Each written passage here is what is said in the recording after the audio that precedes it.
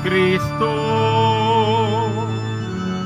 Ang sakit ng mga tao upang matubos niya tayo.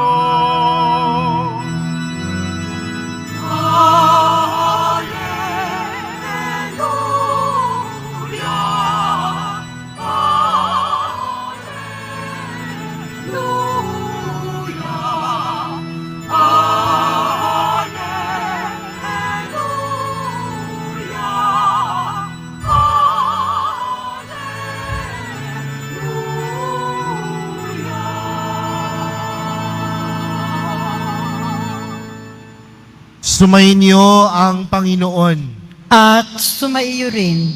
Ang mabuting balita ng Panginoon ayon kay San Marcos. Papuri sa iyo, Panginoon.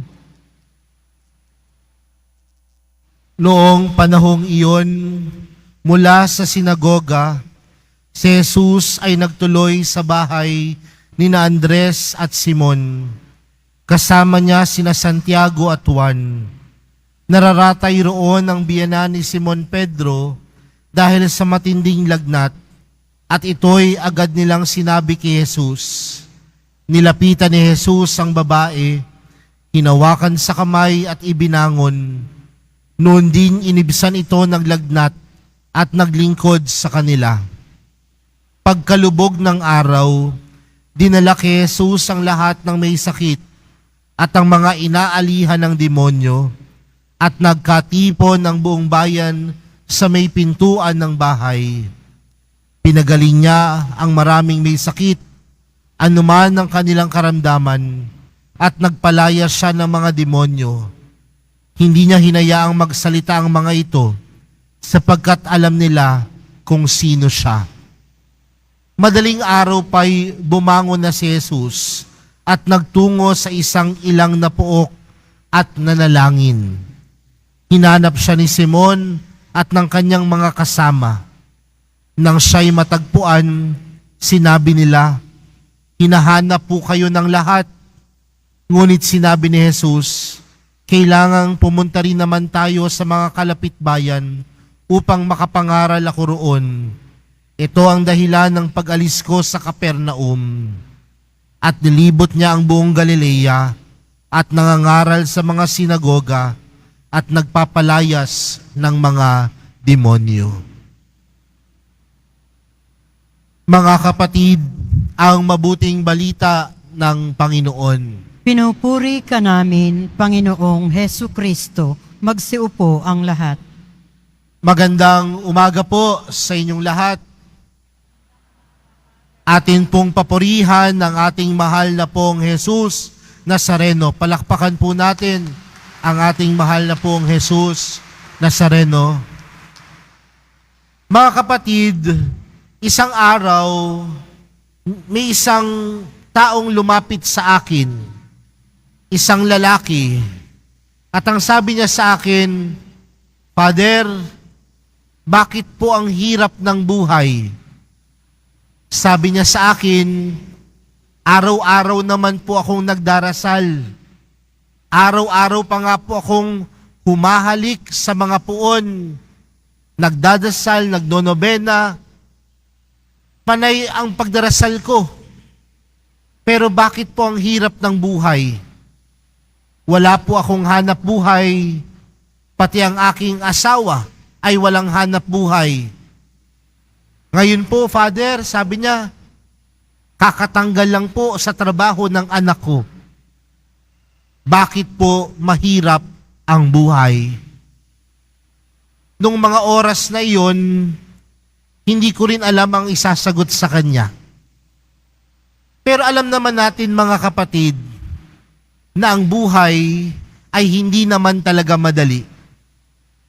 Ang buhay puno ng pagsubok, puno ng hirap.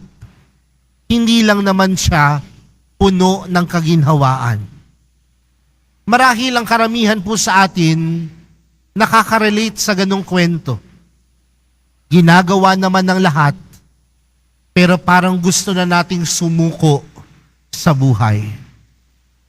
Bakit ko sinisimulan sa ganitong pamamaraan ang ating pagninilay sa umagang ito? Dahil kung mapapansin po natin mga kapatid, sa atin pong una at ikalawang pagbasa, may dalawang karakter na halos kaparehas ang kanilang hinagpis ng kanilang puso. Sa ating unang pagbasa, sino po ang napakinggan nating kwento? Kanino? Kay Job. At tandaan natin si Job ay pinili ng Diyos upang maging propeta, upang maging tagapagpahayag ng Diyos sa sanlibutan. Pero ano yung panalangin ni Job? Puno ng hinagpis, puno ng hirap, parang gusto nang sumuko sa buhay. Sabi niya, sa simula pa lang ng ating unang pagbasa, ano ang sinabi ni Job? Ang buhay ng tao'y sagana sa hirap, batbat ng tiisin at lungkot na dinaranas. Tila yan ang laman ng puso ni Job. Pinili siya ng Diyos, pero bakit ganun? Nahihirapan siya.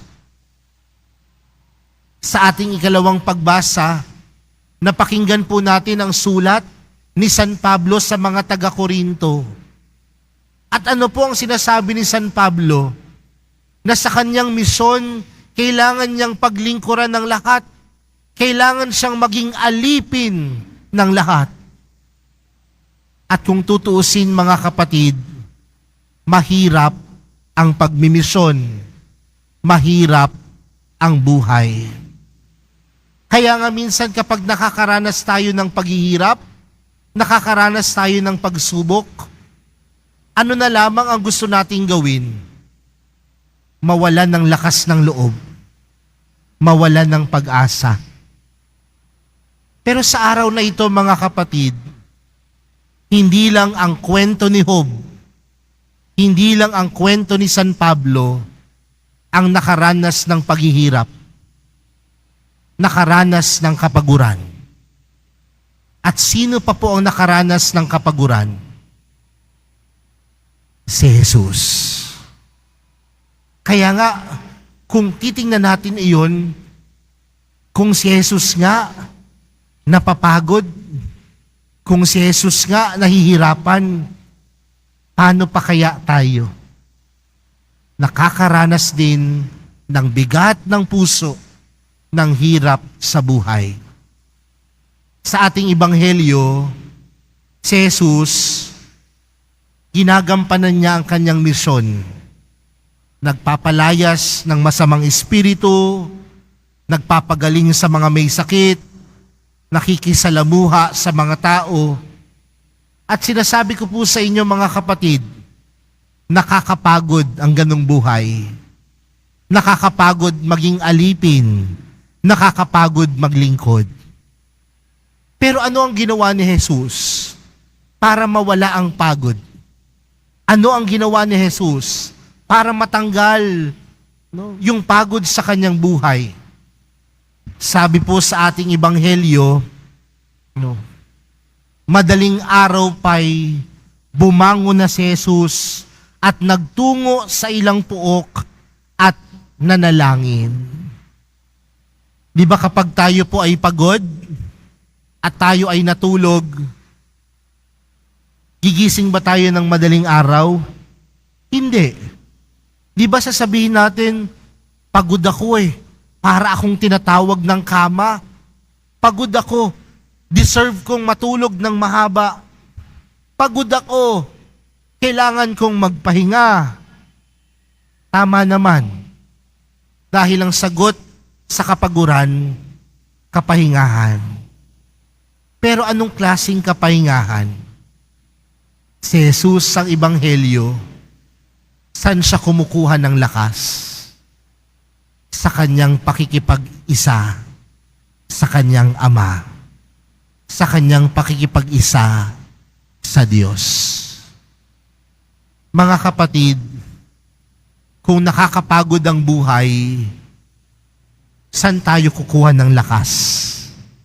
Hindi kung saan-saan, at hindi kung kanino man, kundi ang lakas na kukuha sa mahal na pong Jesus Nazareno. Sana ho sa buhay natin, alam natin na sa araw-araw tayo ay kumakayod, naghahanap buhay, at kumukuha tayo ng lakas, ng inspirasyon mula sa Diyos. Alam niyo po, minsan, dahil ako po ay naka-assign dito sa Nazarene Catholic School, ang eskwelahan po ng Minor Basilica. At isang araw po, paglabas ko ho ng aking silid, may nakita po akong isang estudyante. Bago pumasok sa classroom, dumaan sa chapel. Kaya, natouch ako. Sabi ko, ang bata, no? Pero may debosyon na sa mahal na pong Jesus Nazareno. Kaya pinatawag ko yung bata.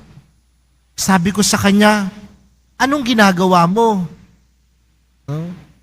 Sabi niya sa akin, nagdadasal po, Father. Anong pinagdarasal mo? Gusto niyang sabihin sana, secret na namin yun, Father. Pero ang sabi ng bata sa akin, alam niyo po, Father, mahina po ako. Hindi po ako ganun katalino. Minsan nga po, ang mga grades ko sa school, pasang-awa pa. Pero alam ko, Father, na kahit gaano ako kahina, merong magbibigay sa akin ng lakas. At ang lakas na yon, nagmumula kay Jesus. Sabi ko sa aking sarili, buti pa itong batang ito, alam niya na may kahinaan siya. At ang lakas niya, nagmumula sa mahal na pong Jesus Nazareno. Nung nakaraang taon, yung bata ho, nakatapos ng senior high school. At nung nakuha niya yung diploma niya, ang sabi niya, Father, tingnan mo, tuloy ang buhay, tuloy ang misyon, tuloy ang paglilingkod, tuloy ang pag-aaral, dahil sa mahal na pong Jesus Nazareno.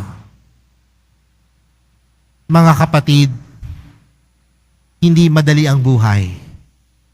Nakakapagod. At minsan, gusto na nating sumuko.